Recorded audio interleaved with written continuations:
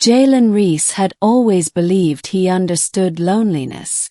As a deep space surveyor stationed on the frontier of mapped space, silence was as routine as sunrise. Though aboard the research vessel Solace, sunrise was artificial, a blend of phosphor lights and humming generators. He was used to his own company, the quiet rhythm of data analysis, the distant glimmer of stars through reinforced glass, and the static-filled radio calls that took hours to bounce back from command. But on that particular mission, Survey Expedition 92B, his understanding of loneliness was about to reshape entirely. The Solace had been dispatched to investigate a gravitational anomaly drifting near the Perseus Veil, a faint, shimmering ripple in space-time. Probes sent earlier reported distortions inconsistent with black holes or dark matter clusters. Something inside the phenomenon moved, intelligently, almost curiously, like a finger tracing the surface of the galaxy. Jalen had been scanning the anomaly for nearly 5 hours when his instruments lit up in warning. Ripple. Pulse. Then a blinding, soundless wave of light. The Solace lurched, alarms blaring. Systems shut down and rebooted with chaotic flickers. Jalen grabbed the edge of his console as gravity spasmed. In darkness. When he woke, the ship was still. Not destroyed, but different. Every panel felt warm under his fingertips, as if the vessel had briefly been alive. "Ship AI report," he muttered, voice thick. Silence. Then a voice, not the AI. Melodic. Almost playful. "You are unharmed." "That is fortunate." Jalen spun around. A woman stood in the center of the command deck. Or something shaped like one.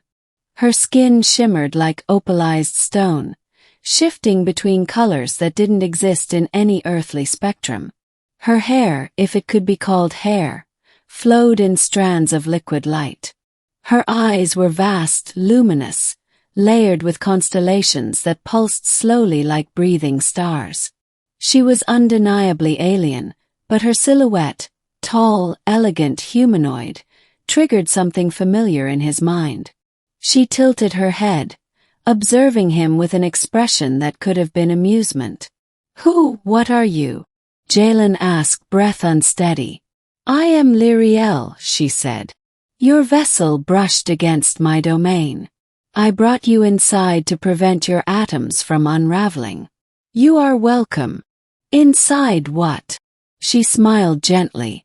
"Inside me." His heart stuttered. "Inside you. You mean your ship?" Lyriel stepped closer, each movement flowing like she was made of liquid gravity. "Not a ship," she said. "I am a multiform life construct. My body houses consciousness, mass, and space itself. What you perceive as a ship is merely the shape you comprehend." Jalen swallowed, more intrigued than frightened. "Then you saved me." "Yes," she said, eyes glimmering. "You are interesting. Curious. This form is tailored to ease your reaction. I sensed your preferences from your neural signals." Her expression shifted, playful. "You like my body, don't you?" the alien woman teased, and he couldn't deny it. He forced himself to look away, cheeks heating. "You made yourself look like something familiar. Anyone would react." "Not anyone," she corrected gently. "Just you." Over the next hours, maybe days, time behaved strangely inside her. Lyriel walked with him through environments that shifted based on thought and emotion. Corridors bloomed into crystalline gardens. Floors rippled like water yet held his steps. The Solace was suspended intact within her inner chamber, glowing like a captured firefly. "How long have you existed?" he asked as they drifted through a chamber full of floating geometric structures. "Long before your species measured time," she said. "I watch. Learn. Rarely do I bring visitors inside me. But you were alone. Not just in the anomaly, but inside." Jalen felt an unexpected sting. Is it that obvious? It is to me, she said softly. Your solitude echoes. A quiet ache. He didn't respond. He didn't need to. In the days that followed, they spoke endlessly. About physics, about human culture, about Lyriel's perception of the universe. She experienced reality in layers. Matter, energy, memory, probability. Each dimension unfolding like petals. Jalen found himself entranced.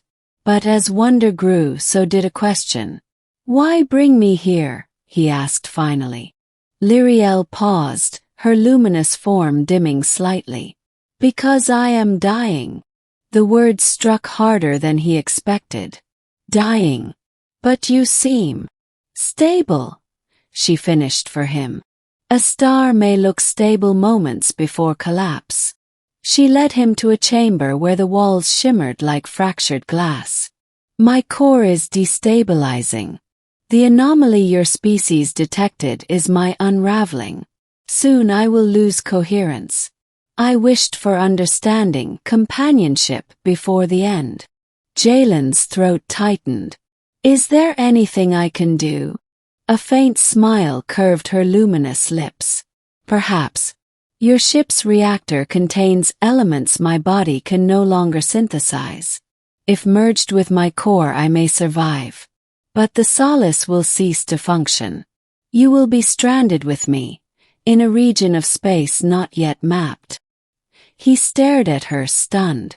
The offer was impossible, unthinkable, and yet, he had never felt more understood by anyone, human or otherwise.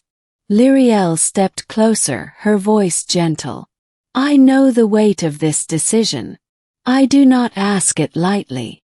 He met her star-filled gaze. Why me? Because, she whispered, you saw me not with fear, but with wonder. And I. Her voice softened further. I have grown fond of you. Jalen exhaled shakily. The loneliness that had followed him for decades felt suddenly small, eclipsed by something vaster than he had ever known. Show me what to do, he said.